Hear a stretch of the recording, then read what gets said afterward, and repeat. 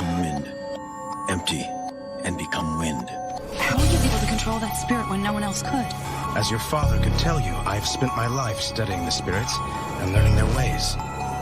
All of this knowledge is lost in the South, but I could teach you everything I know. Revealing the unseen mysteries when everything ain't what it seems. It'll blow your mind outside you seek, you find the realms of possibilities. Connect with the infinite intellect to receive of the positive energy. Reciting the sacred mantras to lift you to higher frequencies. Archives and constellations, star signs when the planets align. New paradigms and paralyzed from the visit of the succubus at nighttime. Hypnotized sometimes when the watchers fly to the sunrise. It'll set you free from the unbelief. It'll break your mind from the confines. Spirits leaving, changing seasons. Principalities undefeated over a certain region. Shamanic novice with knowledge, commune with higher beings with a deeper meaning. The reason Solomonic magic in Jesus with the cues of channeling demons. I'm thrown off sorta this portal to the paranormal. Hearing these voices speaking to me when spirit touches immortal. With a knife in my back and I bleed through the scars. As I am, you see through my flaws. Staring at the stars and the rhythm and wars. Never open at the doors with the Ouija board. Following the path where the past is destroyed. Arrive at 0 point, enter the void. This is fractal math, holographically enjoy. Darkness we can't avoid, enter the void. Everything disappear right now, right here. Everything disappear right now, right here. Everything disappear right now, right here. Here. Into the void. Enter the ritual, step in the temple, connect with the spiritual realm. Metaphysical to the etherical pathways beyond the physical world. You could ascend to the kingdom of heaven or sit and stay living in hell. Mystical, risky and dark, and lyrical shaman lifting a spell. Witness the miracle, traveling beyond the body, see this is a shell. And you in the third dimensional prism that got us imprisoned in cells. Sit between 4 and 20 elders, the split into 12s. Shh. You can hear them whispering if you listen it well. Came to awaken the ancient of days, man, I stay ringing the bell. Mythical note from the place where the wicked fell back to the kingdom of hell. Blessed with the wisdom performing the exorcism, the sins get expelled. So we are the demons and angels, balance the energies within yourself. I'm trying to find a path between the light and the dark. I'm writing to spark a link between the mind and the heart. We've gotta unite both sides before they divide us apart. Said we've gotta unite both sides before they divide us apart. Traveling the path where the past is destroyed. Arrive at 0 point, enter the void. This is fractal math, holographically enjoy. Darkness we can't avoid, enter the void. Everything disappear right now, right here. Everything disappear right now, right here. Everything disappear right now, right here. Into the void. Now I'm good with nothing. Why y'all good for nothing? My 100,000 pedal loaders, dopamine over flooded. Stargate runnings, dragons out the dungeon. Magickai been summoned. Total destruction into a vacuum suction. Conjunction, junction, that's my function. Through a star cluster in a maritime custom. Stellar dust encrusted, I ain't touching your disgusting judgments. We rise above it, enjoying the void. Source of pure joy, no more discussion. To the South Pole, then what happens? You will open an ancient spirit portal. I'm sorry, what now? At the South Pole, there is a portal that connects our world to the spirit world. But it has long been closed. And that's why the evil spirits are attacking? There are no evil spirits. There's light and dark in them all. And when they're unbalanced, the darkness takes over. If you can open the portal in time, balance will be restored. What do you mean, in time? There's a reason the Glacier Spirits Festival ends on the winter solstice. And that's when the spirit world and the physical world are close together. Only then can the Avatar open the portal. The winter solstice is tomorrow. Exactly. And we can't afford to wait another year. Traveling the path where the past is destroyed. Arrive at 0 point, enter the void. This is fractal math, holographically enjoy. Darkness we can't avoid, enter the void. Everything disappear right now, right here. Everything disappear right now, right here. Everything disappear right now, right here. Into the void. I found true freedom. I am no longer bound to this earth by worldly desires. I have entered the void.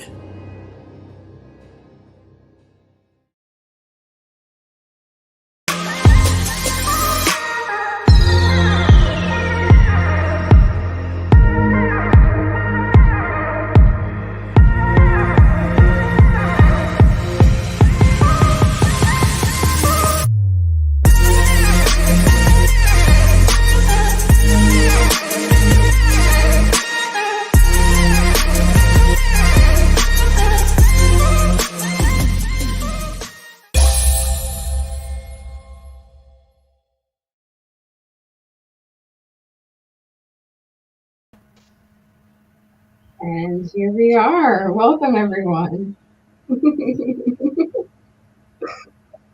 So welcome to the Our Daily Magic podcast. It is Tuesday, so we have an amazing magical guest with us. I'm just going to give Lexi a brief introduction, and we've got so much to talk about. But just a refresher for those of you who may be joining us for the first time, my name is Kai, and this is... Dell. Here we go. Lexi, welcome. Hi. Hi. She is an angelic luminary and works with Archangels Haniel and Gabriel to facilitate many forms of angel work, from healing to ceremonies. She's super passionate about connecting everyone to the angelic realm and demystifying the concepts of these powerful light beings. So her mission is to connect all who are drawn to her to the peace and the support that the angels have to offer. Wow. First, of course, love to just ask the origin story to your superpowers. How did this happen? How did this connection get established? It was purely accidental, actually. I was kind of raised Catholic as a child, so, there was always like, oh, here, say this prayer, this guardian angel prayer before bed, and so, this angel did this in the Bible, and this angel did this, so I was always very interested by that concept, but, kind of kept everything shut down most of my life. It actually wasn't until I was 20 years old that I even realized angels were real. And then from that point on, someone was trying to teach me how to do Reiki. And I still don't know how to do Reiki, but I accidentally worked with the angels and repaired her gallbladder instead, totally out of nowhere and everything. And so since then, I've just been channeling and working with the angels and all that other stuff. We just have always had this really close bond, which turns out was something that my soul had done like millennia ago, so that we're still connected to this day. Wow. I already have a question. What was the moment for you to realize that, oh wow, angels are real? So what was that moment? I had a very difficult time through my teenagership, and I ended up starting to go through hypnotherapy to try to get through some of what I had been through. And they just started popping up while I was in hypnosis. Like out of nowhere, they would just be angels and ascended masters channeling through me while I was in hypnosis. And they were saying things that I knew nothing about, but were like dead on accurate. So that's when I realized that, oh, this is real. Okay. So that was my big moment. Was your hypnotherapist open to those kinds of happenings? Yeah. Oh yeah, she took me through past life regressions, and she was the one who, after I started channeling things, she's like, do you know what you're doing? And I was like, absolutely not. Of course I have no idea what I'm doing. So yeah, she was very supportive, and she was the one who gave me all the resources to actually be able to discover everything and start taking these adventures through all of these random things that I didn't even know existed. Whoa. Yeah, there's a lot of stuff out there with hypnotherapy. I forget what video that was I saw when a person was channeling, I think it was Archangel Michael. Yeah. So someone was in hypnotherapy, like deep in that state, and it was channeling the Archangel, just speaking just profound things, and it got recorded too. But it's pretty cool, like what can happen by getting into that deep meditative state. And then, whoop. Oh, absolutely. The first channelings that I actually did were all Ascended Masters. And wow. So my hypnotherapist actually ran a podcast. So she actually had me do an entire podcast episode channeling the Ascended Masters from a hypnosis state and everything. And it was just, I was like, this can't be real, right? Like, this isn't possible. But then listening to the audio afterwards, that was the first ever time I got to listen to myself channeling. Like, okay, yeah, I didn't come up with that accent on my own. I definitely didn't make that up, So it was very interesting. That was my awakening, though. Like, which which ascended masters that came in during that time? So actually, one thing I learned while I was doing it is there's actually a couple different levels of Ascended Masters. There's those that are training to become Ascended Masters and those who already are. So like a lot of souls you already know, like Buddha and Jesus and such, are already there. But I worked with... So every time I would work with an Ascended Master, I would try to ask their name. So I knew how to respectfully talk with them. And there's this one that showed up to me. And I absolutely adored him. He was like 11 feet tall, like big teddy bear of a man. And he had a really strong Southern accent. But he never gave me his name the first time. So the next time I saw him, he walked up to me. And in my head, I thought, oh my God, it's Southern Boo. And he refuses to go by anything but that to me now. So... I work with Southern Boo a lot. I worked with this lovely one named Lolita, who is a very sassy Ascended Master. Well, in training, she's getting there. So I think the one I channeled on the podcast, his name was Sam, was all that he would tell me were his name. So, but ever since then, as I started working more with them, I mostly talk with Joan of Arc. She's the Ascended Master I connect to the most. Nice. Yeah. And what's the experience like for you? You're saying that you see them as well as, yeah. Do you mind going into what it's like from the beginning? Absolutely. So one of the ways that I most easily connect to the Ascended Masters, I don't seem to have a very easy time. Like I couldn't probably sit here and like connect to them right now. But if I were to go into a meditative state, there is a certain... I've always called it a platform. There's like this kind of cloud space where I can go step up and I can meet them. And it's the most amazing thing. Like I so encourage you guys like trying it sometime. Once you get up there, like all of these light bodies start stepping towards you. And like this golden string attaches you to every single one of them. And all of you are connected.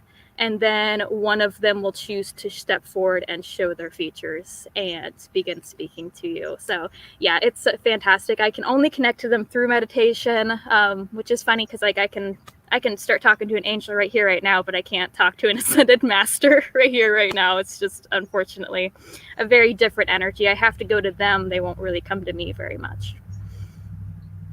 What's the difference that you find in the experience for you, like between connecting with angels and Ascended Masters?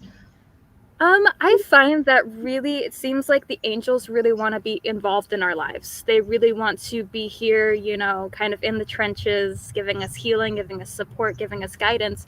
And I feel like the Ascended Masters are more like that choice to go to college, you know, like, oh, if you want additional information, then you've made that choice and you go to it. Where the angels are more like, here, I'm right by your side. I've got your shoulder. I've got this for you. So that seems to be the biggest difference from what I've noticed between the two. Do you feel like for angels, and it's funny because I was thinking about this earlier today, do you believe that we're assigned specific angels in our lives? So yes. Like guardian angels and Absolutely, yeah. Actually, a lot of the angels that are with you now have been with you for several soul cycles and have probably chose you before you ever incarnated the first time in the first place, actually. Like I know I have 2 angels that aren't archangels, that are just kind of more guardian angels. And one of them has chosen my soul before I ever incarnated. And the other one, about like my 3rd or 4th life cycle, then jumped in and has stayed with me since then. So they pick you before you step up and do anything whatsoever. And they stay and support you as long as they possibly can. Now, how did you get that information? How did you get that information? Well, I don't know. I just kind of, I feel like I can ask them anything, so I just kind of do.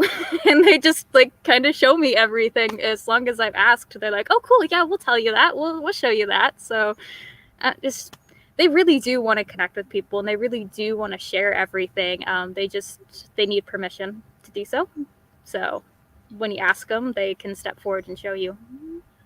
That was about to be my next question. Giving them permission, is it simple just saying like, I give you guys permission to? Sometimes you need to be more specific than that. Like, there was one night I asked the angels to heal me while I was sleeping.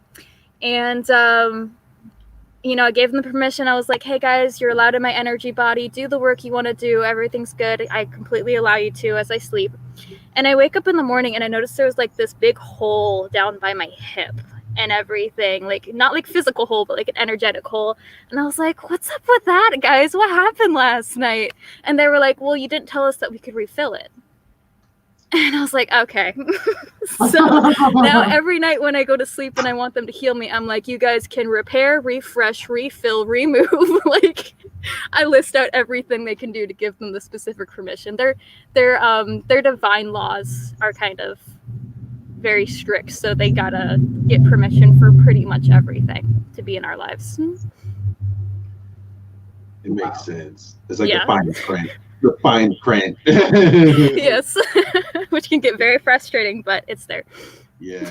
It reminds me sort of like, okay, I want to bring in the love of my life. And then it's like, okay, it's a love of the life where you're at right now to potentially get you deeper into love. So It's like the fine print, the universal fine print with thing. It's funny. It's Yes. pretty funny. Yes. It'd be nice if they could just write it out somewhere so we know exactly what we're dealing with, but alas, we've got to figure it out as we go along. Wow. So like for you, do you like when you're in meditative state and also when you have a conversation with angels, is it like I was thinking of it like a universal board meeting that's going on with like a bunch of angels sitting around, and for myself too, when I talk to angels, they're funny. Especially like for me, I connect with Archangel Raphael. He's funny as hell. And I love that you have been able to experience that. I actually help some people open up to angels. I have like a course and stuff where I teach people how to connect with them, and you would not believe how many people believe that they're like barely able to shake an angel's hand, and they're like think that they have to be like stark and like, you know, super stiff when they're working with them. I had one student where she was like terrified to like smile around the angels. Like, she's like, are they going to think it's wrong? Like, am I being disrespectful if I smile at them? We went through our course, and like last time she connected with Archangel Michael, they threw on like parachute suits and did like an 80s dance party. She's like, it's totally different now that you told me that we can do this stuff. Really, they show up differently when you understand that. Like, they're freaking hilarious. They're great beings to work with. People just always believe that they're like this stark, stiff, white robed, and you know, no, they're not like that. They're not like that at all. Yeah. But I feel like it's a conditioned belief for any, like in that spiritual world. So you came from Catholic side, I came from Christian side, but like we're supposed to worship.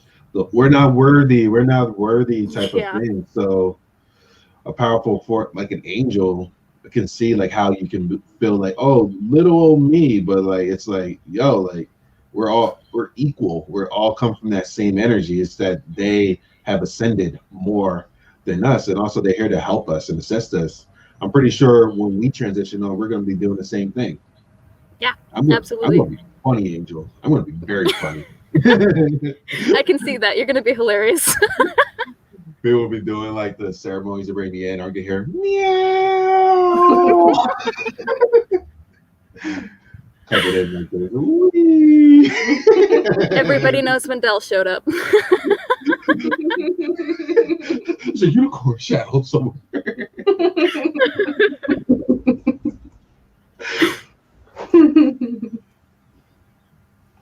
So for someone who is looking to open up to angels, what's the first thing that you tell them?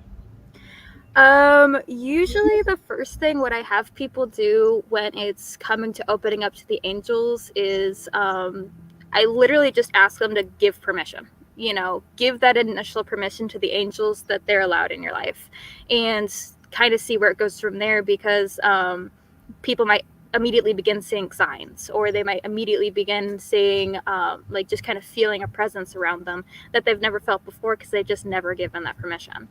So that's usually the first thing I have them do, is even welcome the angels in the first place. Allow the angels to see you, allow the angels to actually be by you. And once you kind of get that started, it kind of really naturally flows after that. And you start getting nudges of like, oh, this is the next step, and let's do this. And they really want to connect with us, so they're like really good about connecting with us once we let them.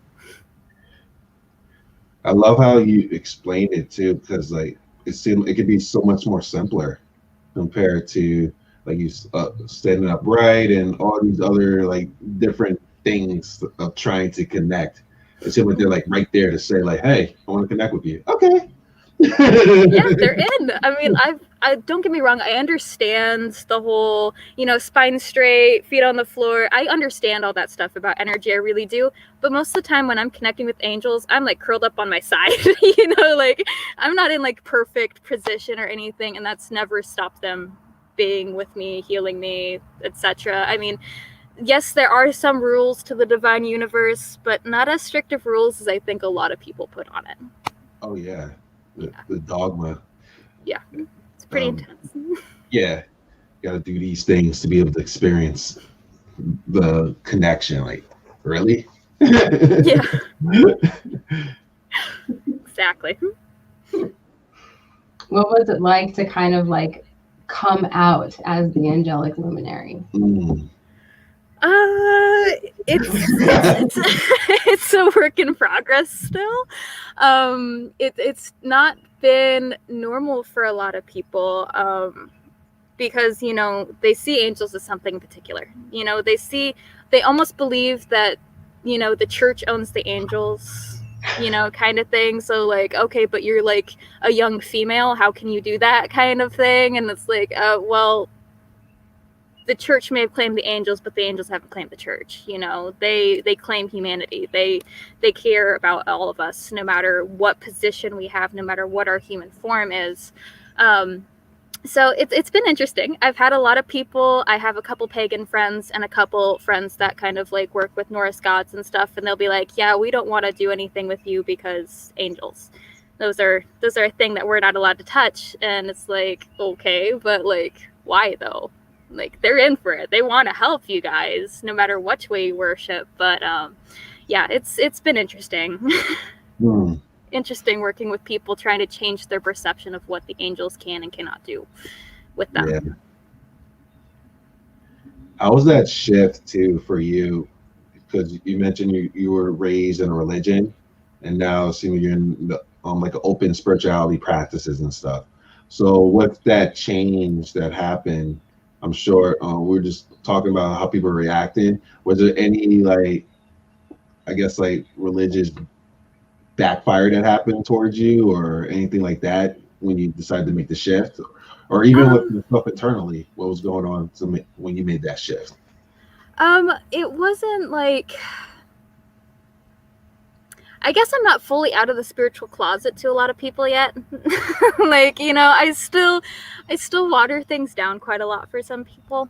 Like even today, my family still attends Catholic church, and I occasionally still go with them. And like I was talking to someone at the church earlier today, and she asked me what I did for a living. And I was like, oh, I'm a professional psychic. And she was stunned into silence for about 30 seconds before she recovered. And I was like, oh, maybe I should have come up with something else. But I was like, no, this is who I am. This is what I do. So I never really got like the whole, oh, tie her to a stick, let's set her on fire or anything like that. So it really did turn out better than my original thoughts were.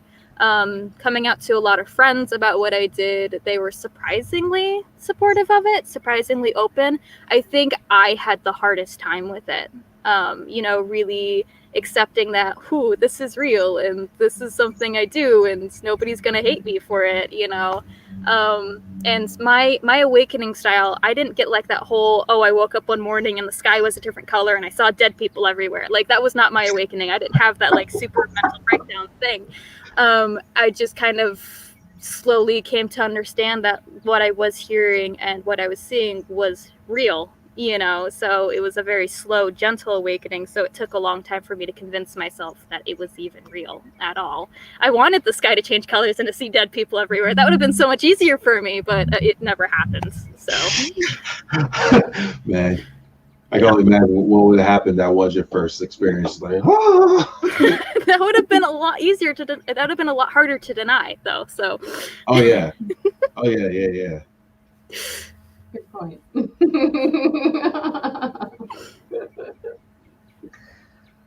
So what if someone were to come to you, for some type of service? Like at what point in their life or their journey, would someone typically reach out to you? I find a lot of the people who usually end up reaching out to me are either people who are ready for something spiritual but are too scared of just the ambiguous word of spiritual, like, oh, that could mean anything and I'm terrified of that, so let's go to that safe space of angels. I know what angels are. I see them on my Christmas tree every year, so that seems safe. So I get a lot of people who are taking those first steps, who are scared of anything else, but this seems familiar enough to them. And then I also get to work with a lot of people who are at phases of their life where they've tried a lot of other things, and they still can't get over something that needs to be healed. And the angels are so great at that. They're just so great at that. So they really help attract people to me with that quite a lot for light healing. Mm. And for someone like that, it's a person who tried everything and they come to you for that type of support and angelic healing. What is, like, I guess, how can I word it? What are some of the potential or some of the exercises or things that happen in the space with you, like with these type of people? So let's say, like, for example, hey, I got this strong resentment towards this one person that I had in my life, and I tried everything, therapy and other spiritual modalities. It's not working, and I still just have this feeling. So I'm coming to you. How would I be able to release that or be able to work through it? So in a situation like that, we would probably do a full-on releasing ceremony, where we would have the angels step in. We would pull any cords we possibly could. We'd check to see through the entire energy body to see if there is actually like a memory or a trauma that was being stored within your cells. Wow. And we'd go ahead and like pull that out and put some healing light in its place. And then we would go and we'd reinforce your aura just to make sure that things aren't leaking through, that are like kind of getting to you. And that's probably about the way we'd probably go through it. And usually that stuff takes about 45 minutes to get all of that done. Cutting the cords, building the aura, checking the body, stuff like that. So that's probably about the way that we would do it. Probably Archangel Michael likes to step in on that stuff a lot. Unless you have a specific archangel that really, really connects and bonds with you, then that angel's very likely to step up. A lot of people usually think, oh, if I'm healing, I have to work with Raphael. If I'm doing protection work, I have to work with Michael. It's not necessarily true. The archangels, just like people, they bond with particulars, for no discernible reason. So like maybe, Archangel Sandalphon wants to do all of your protection work, even though that seems to usually be Michael's wheelhouse. No, Sandalphon wants to do it for you. And maybe Raphael doesn't want to touch your healing, but Gabriel absolutely does and wants to do all your healing work. So it would kind of be open to whatever they wanted to do when they step forward. Wow. This is my first time actually hearing it explained this way. That's profound. Yeah. And whoa. I think honestly, I went down a road for a while where I was like doing all channeling and all guidance work and everything. I kind of stopped doing much of the healing for a while because I thought that's what people wanted. I thought people wanted to know which way to go more than anything else. But I freaking love healing. Healing is like my favorite thing to do. So I've been getting back to it lately, and it's just so happy that I am. It's like such an amazing experience to be able to team up with the archangels and change someone's life. We've done everything from helping one woman heal her infertility to helping another heal her anxiety within a session. And just angel healing is so powerful, and I can't believe I ever stepped away from it at all. It's just such an amazing experience. So it's definitely something I love to do. Oh, we've got a comment from Katie. Lexi is a great healer. Says that she knows firsthand. Amazing. So why or how Gabriel and Haniel? They chose me. They just kind of, I started noticing while I was doing healing sessions for people that even though, like, when I would do healing sessions with people, I'd connect with their energy body and just whatever names intuitively popped into my head would start coming forward. And I always noticed that Gabriel would always be there, but usually never be doing a specific task. Like, you know, I'd be calling in Sandalphon to do this and Michael to do this and et cetera, et cetera. And then Gabriel would just be there. Always just be there. And so I started to notice, like, oh wow, like literally anytime I do anything, Gabriel's there. So started connecting with her more closely. And then I started doing some moon ritual practices. I started trying to get with the flow of the moon and stuff. And so I was trying to do like a devotion to a dark goddess and a light goddess. Well, Archangel Gabriel ended up stepping forward and being like, hey, let me be your light, the moonlight, because Gabriel is tied to the moon. And I was like, well, who do I work with for the darkness then? And like, bing, right here, Archangel Haniel popped up and was like, let it be me, you know? So I just kind of kept working with them both after that. And they had opinions on what they wanted me to do with my life. And they did not let me forget it. They just kept bugging me every day, like, hey, do this, do this. So it's always been them since then. And they're kind of always with me, helping plan out every step of my life. Yeah. Angelic guidance. Mm-hmm. Heavy guidance. It's funny too, because when they try to get your attention, and it's just the universe as a whole, when the universe tries to get your attention, it's like a little bit subtle, try to get your attention. If you're not paying attention, boom, boom, boom, boom. Yes. Okay. Yeah, it started getting to the point where like I'd be waking up at like 2:00 in the morning to dreams of them, and then like, you know, see like little signs like floating right in front of my face, and I'd be like, please just let me sleep. We'll deal with this in the morning, okay? Yeah, so we got there.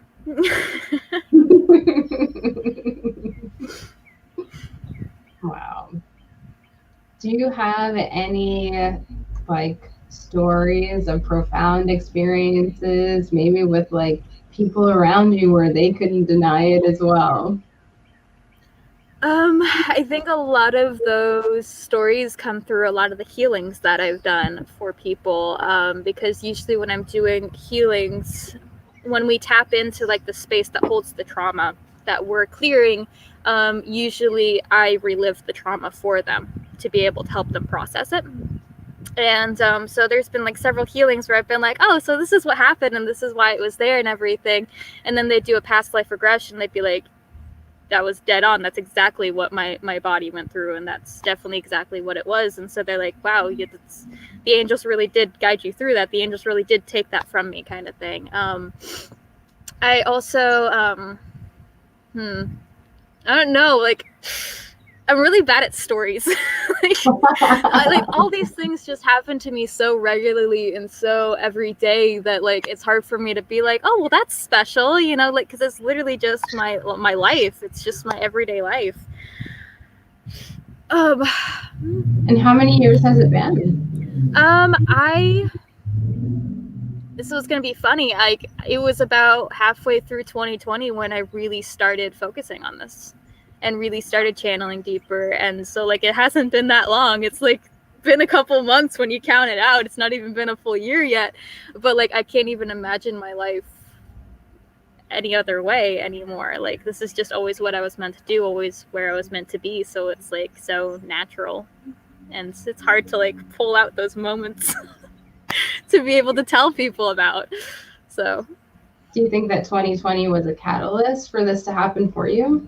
Yes, absolutely. I had been working for this amazing psychic and I absolutely adore her, but she was in Minneapolis when everything happened last year, including she was actually in a neighborhood nearby where a lot of the riots were going on. So they had a lot of threats going on in the area. And so between that and then the pandemic hitting and everything, and just she's like, I can't keep my company going right now. It's just too much. The energy's too much. I need to close down. And so I kind of lost my job. And so I was like, okay, now what? So I guess I just kind of was like, well, I guess it's a make it or break it moment. I need to, if I really want to do this with my life, then I really need to devote to it. And it went from, instead of me just doing little healings here and there, it started being like, literally, I'd be walking down a street and then I'd suddenly sidestep because I was trying to avoid an angel standing there, and then I realized I was the only one that could see it. So like, there's no point in sidestepping to go around them. So it was just kind of like, once I kind of opened to it and accepted it and was like, okay, this is my life now, it just kind of exploded and became a really big part of my life. And so it was that devotion to it that really was my catalyst. Wow. Yeah. That's huge. Yeah. Do you think like sometimes like the angels take on a human form for just a moment, in which they come in and give somebody, let's say, like an encouraging word, or maybe even help somebody in the moment in the human form, and then out of nowhere they disappear, like that person? Absolutely. I believe that is when an angel kind of like physically appears to you, like comes and stands in front of you and like gives you a helping hand or an encouraging word. I usually find that seems to be for people that have like this big higher purpose, but refuse to give the information to be able to see them. Like, they can't enter your mind without your permission. They can't enter your energy space without your permission, but they can sure as hell stand on the street in front of you and say something to you still. But like, obviously that's very extreme. They can't use that all the time. Otherwise, you know, we'd all be running into angels all the time telling us, you know, you should break up with that guy or you should take that job. And, you know, like they'd be everywhere. So it's like when we have those really extreme circumstances and somebody's about to give up, but they're not giving permission for them to enter their energy space, they take that last minute desperation of, okay, I'm going to appear to you in person and hope it helps. And so it's kind of like their like last ditch effort, it seems to be. What do you think about angel numbers?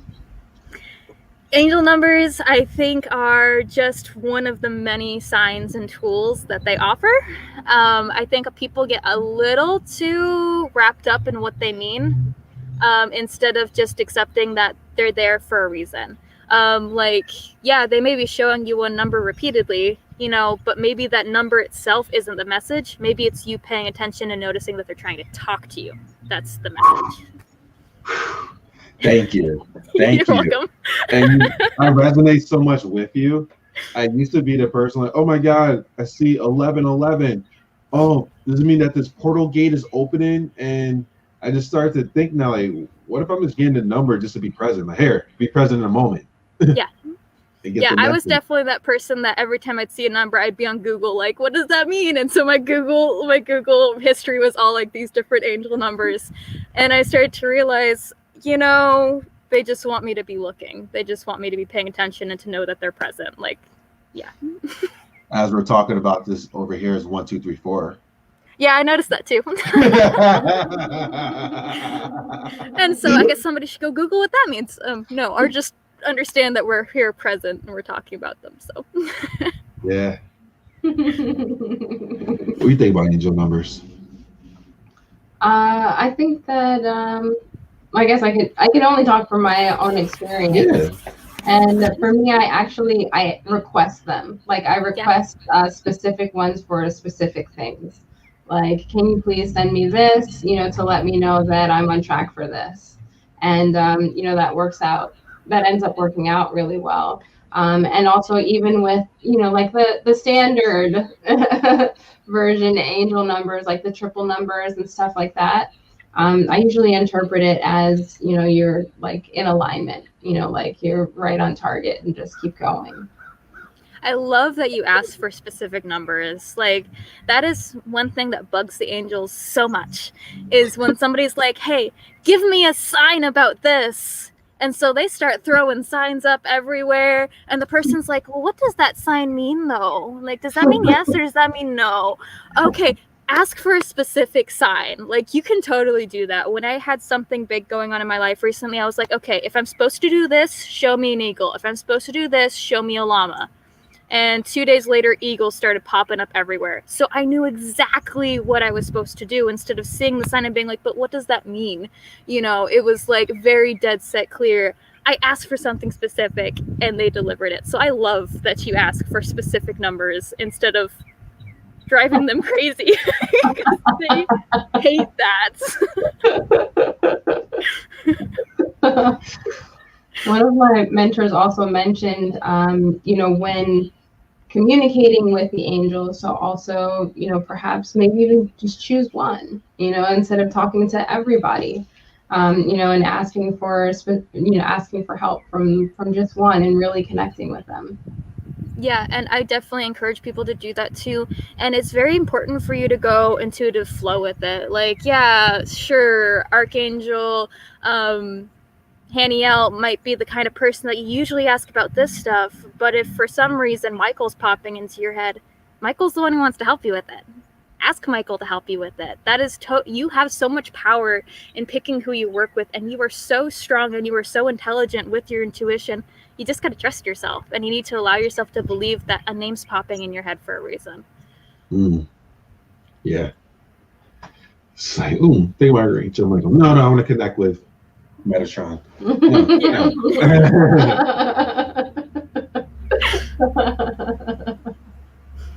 What do you think about so let's say like people who are in our lives that transition on, are they also potential angels that we can call for assistance with?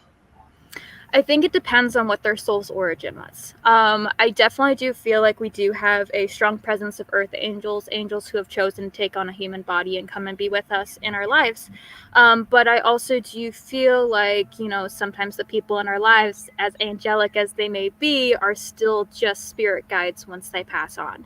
That is if they choose to stay in the spirit realm. I know I have a couple family members I've tried to reach out to in the spirit realm, and they're not there anymore. They've chosen to reincarnate. So they're somewhere on earth with me right now. I'm probably never going to run into them, and they wouldn't know me anyway, so it wouldn't matter. But it definitely seems to be totally based on their soul origin. If they were an angel before they came down, then they absolutely are an angel when they go back. That would be pretty cool, though. You came across somebody who's in a different reincarnation you don't even know. Yeah. And then what if like that person had awakened and like, wait, I know you. That would be great. Yeah. I actually do know. So one of my very first incarnations on Earth, I lived on an island out in the middle of like nowhere. Like the island's not even there anymore. We searched for it with the angels. And I had a son that I was very, very fond of in this life. And through a lot of work with the angels and with hypnosis and past life regression, I realized that our souls are actually connected again, and he's one of my best friends. He lives in England, and we got randomly connected through the weirdest way, and he was actually my son like 5 incarnations ago. So it's definitely possible for like you to meet up with people from different incarnations and such, which is so much fun. I love it. That makes sense that it occurs outside of time, right? Oh, yeah. Absolutely. It's pretty awesome.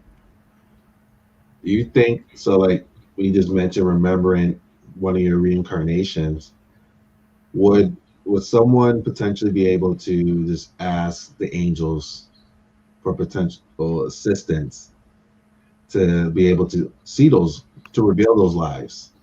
Yes.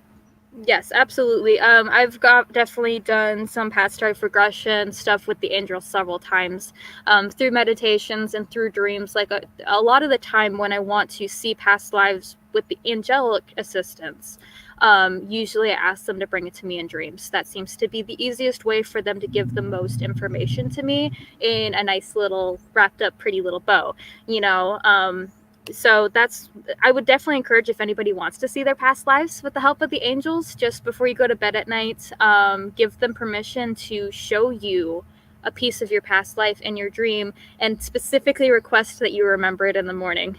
Otherwise, you're going to have this amazing, mind-blowing experience, and you're going to wake up and you're going to remember nothing. So definitely do that.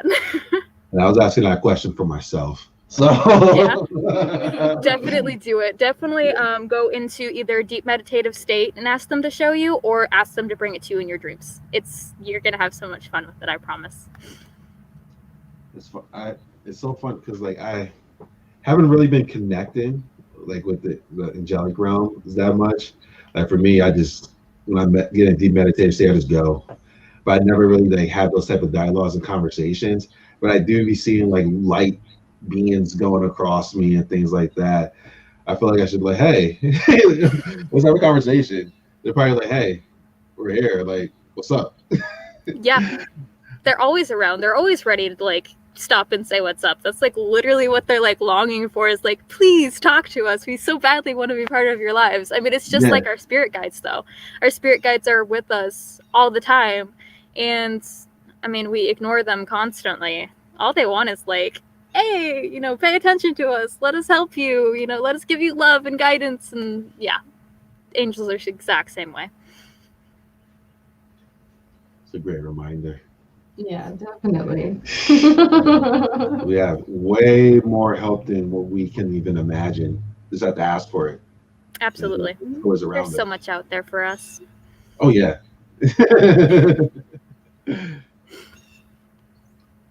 You were mentioning how, you know, Reiki didn't really work out for you, but are there other modalities that you kind of like weave into your practice, whether it's for you personally or for your clients as well?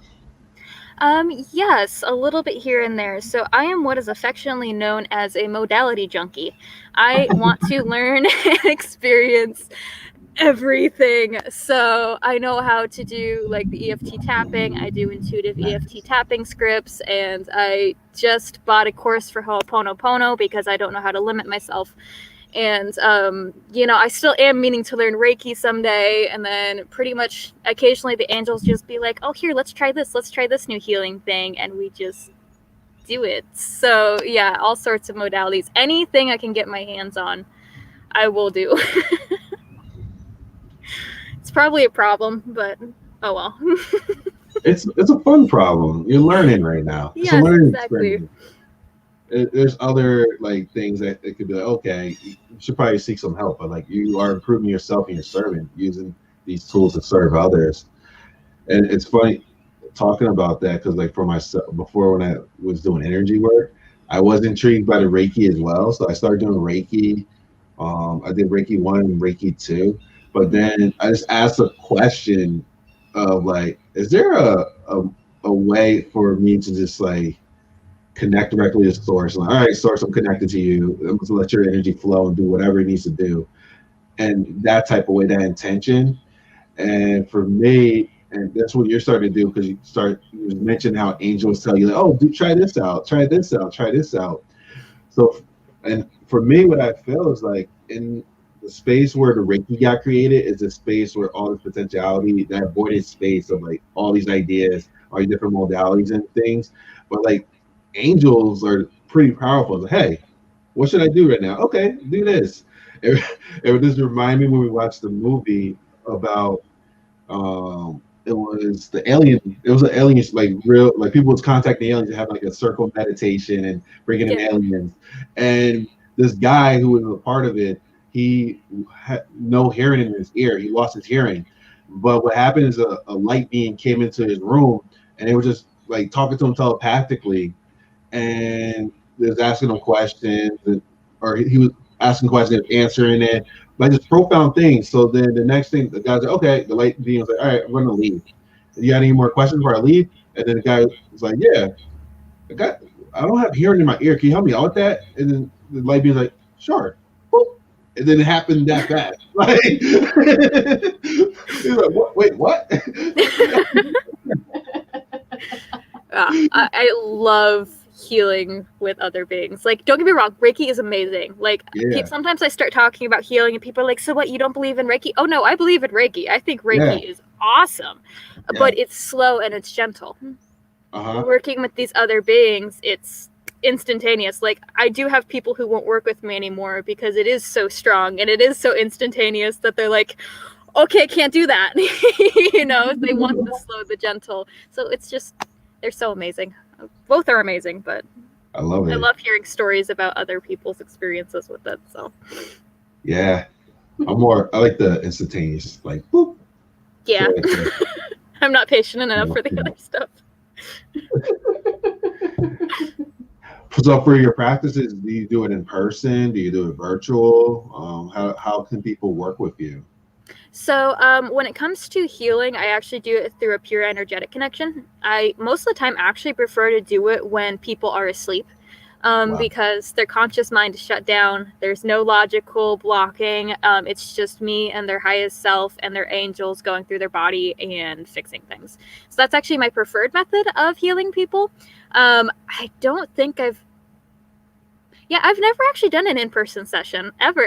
Like I've always done it long distance and over energy connections and kind of through the angelic realm. The angels kind of bring us both up into that realm and we work there and everything. So yeah, I've never actually done an in-person session. So ooh, might have thrown out an idea.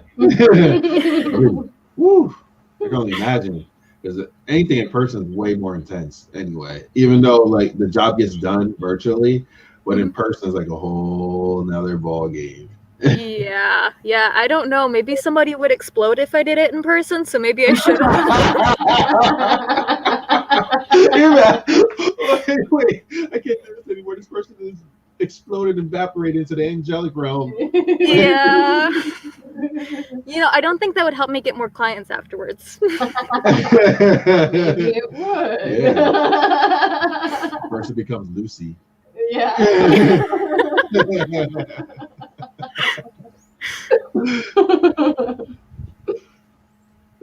Okay.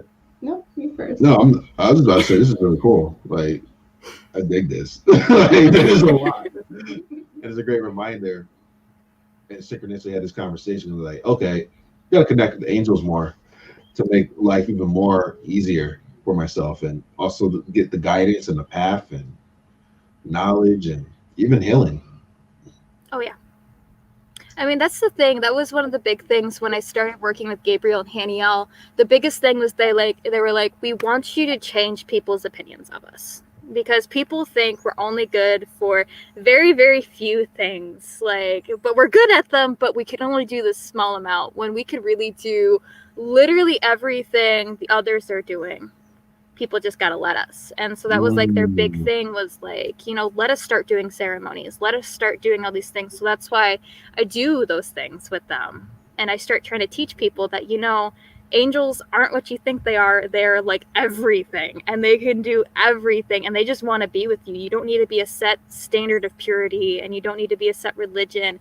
You don't need to do anything like that. They just want to work with you, purely and simply. So yeah, that's one big thing that they're really pushing, is like, hey, work with us, it's cool.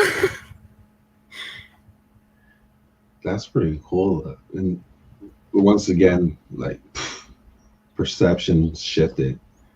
Like talking to one angel, but you can talk to one angel about everything. Yeah, you can definitely have one angel just be your go-to, where you feel comfortable, where you feel safe. If you really connect with this angel, yeah, just go talk to that angel. That's your comfort space, and that's going to be what's easiest for you. But I mean, if other angels start popping up, I mean, there's no harm in exploring. It's like speed dating, but like, It's like I'm in a monogamous relationship with this angel. I don't want to cheat on my angel with this other one. It's a whole open thing. It's fine. I have a poly relationship with your angels.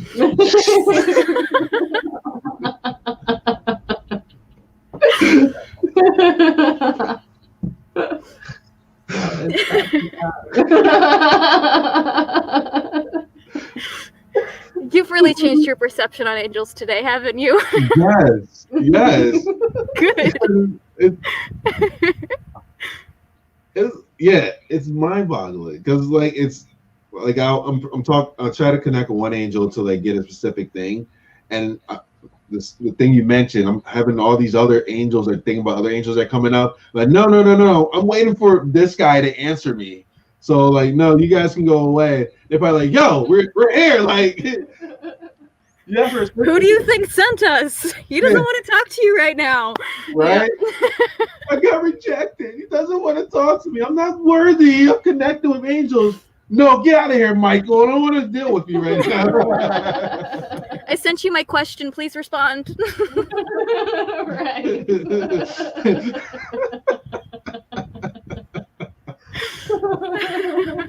We did the away message. Yeah. Just dots. Doesn't even, it's constantly typing. One of my favorite questions to ask is, like, what is your routine like on a daily basis? So I always, I'm very much a do as I say, not as I do person. Like, I encourage people to like talk to their angels every day and pull cards and like do healing on themselves and everything. And I'm an Aries, so like I don't finish anything. I'll start a routine and it's gone, like 10 seconds later because I'm bored. So I mean, my routine tries to consist of, at some point I connect with the angels. At some point I ask them to do some healing with me. At some point I ask them a question or invite them into my life. Should I be doing it first thing in the morning? Yes. Do I do it first thing in the morning? Absolutely not. My routine is as varying as a river. 1 minute it's one way, the next minute is a complete other. So I try. I really try, but I see fluidity. Flowing. You flow with the moment. I do, which is great in some ways, but when you should put on your kind of spiritual armor in the morning before dealing with other humans, it's kind of bad to then like be around other humans and be like, oh shoot, and then like throwing up your barriers and everything like that, because by that point they're already in there, so you're just sealing them in with you. It's not the best idea, but I do it anyway. I'm a very flawed healer, and I accept that, and I put that out there wholeheartedly. I love it. Yeah. I had another question. I'm asking for myself. Okay. So if I want... No, I already just went straight to it. Accountability. Yeah, be accountable, man. I'm asking for myself. If I wanted to ask the angels for assistance for healing someone else, how would I be able to do that? Do I just say it or like call them forth? Do I get in a meditative state? What would you recommend? So there's a couple factors here that we would need to consider. First of all, is the other person aware? Aware that you were trying to send them healing? The person that I'm thinking about is like in a hospital in a state that no, they won't know. They wouldn't know. Okay, so what I think your best option would be then is to kind of put it out more as a prayer to the angels. Just kind of be like, angels, please be with me now.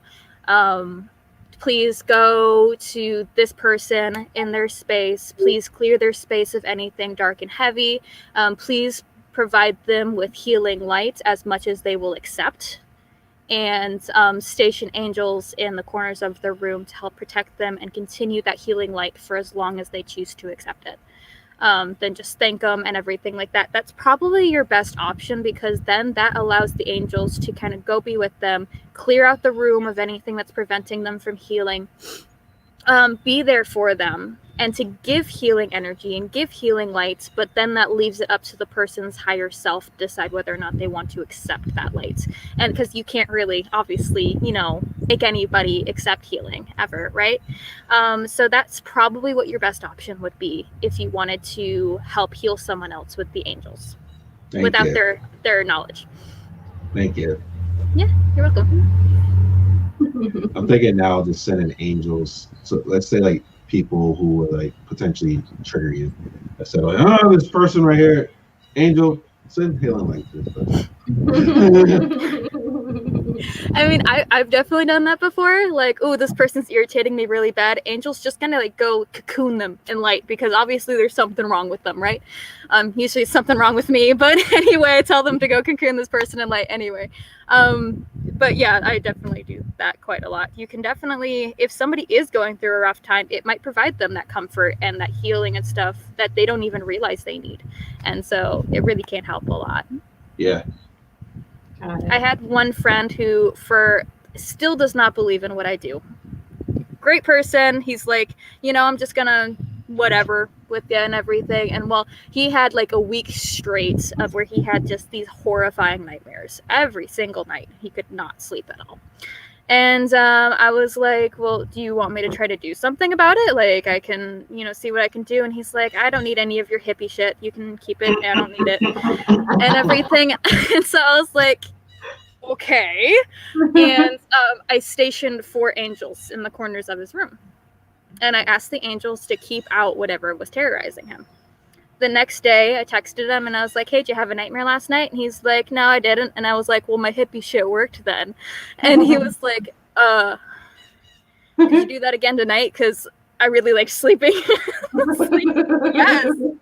Still doesn't believe in what I do, but I mean, it really is amazing once we just allow the angels to kind of be in a space. We invite them in without tampering with the other person's free will. It's amazing what can happen. Nice. You've got a comment here. Ivalka says, I love her transparency with her routine. It is so real and what many of us go through in getting consistent with our spirit work. And imperfectly perfect, flawed healer here too. Yes.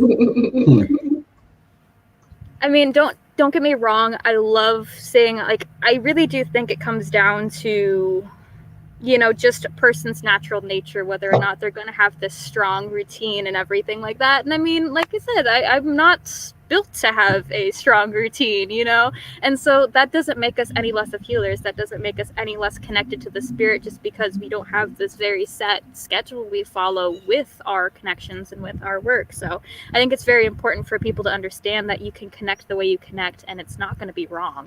I mean, you are perfectly valid in your healing and your routine and all of the things that you do too. You don't have to like follow anyone's cookie cutter cutout to be who you are. Yeah.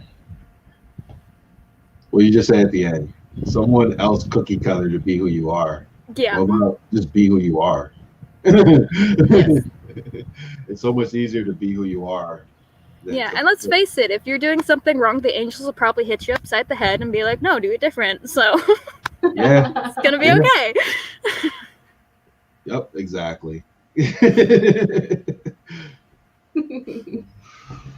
Wow, this hour went by super fast. Okay. Yeah, right? And I want to make sure that everyone knows like where they can find you.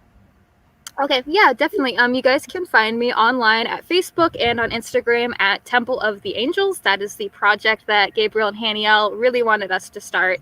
So you guys can find me there. Or I also have a Facebook group that you guys can reach out to me in, which is Temple of the Angels Sacred Space. And I can't remember what other words I put in the title, but they have the link in the podcast post on Facebook if you guys would like to join us in the group. Awesome. I was just about to put it in the line. And in that group too, we do monthly free healings and we do a bunch of free journeys. Like right now, we're currently meeting 7 of the archangels through meditation as a fun journey together. So definitely join us for that if you guys are interested whatsoever. Wait. Can you say that again? What is that that's going on? In the group, we're doing a 7-day journey where every single day I'm releasing a meditation that brings you into part of your energy body, and we invite an archangel into that energy body space as well, and you get to receive a gift from the archangels. So we've already worked with Michael and Raphael and Sandalphon, and I feel like Gabriel's going to want to be tomorrow, and I know Haniel wants to be the last day, so waiting on that. But so yeah, that's what we're currently doing. So there. Yes. Hello. Awesome. Kiki attests that it's a great group. Thanks, Kiki. And Yuvalka says, exactly, you are called to do the work that only you can uniquely do the way that you do it in the world. Thank you. Thank you for watching. Right. Awesome. Wow. Thank you so much for being here with us, Lexi. This was amazing. Well, thank you guys so much for inviting me on. This was absolutely fantastic. I love talking with you guys. Dell, you should write a book. I was watching some of you guys' other podcasts, and I'm like, he's just like throwing out great questions and great quotes and stuff. Dell, write a book. Okay, that's the fourth time I heard that. Okay, all right. Okay, well, cool. Thank you. This was fun, really. Yeah. It was angelic. Yes, that was the point.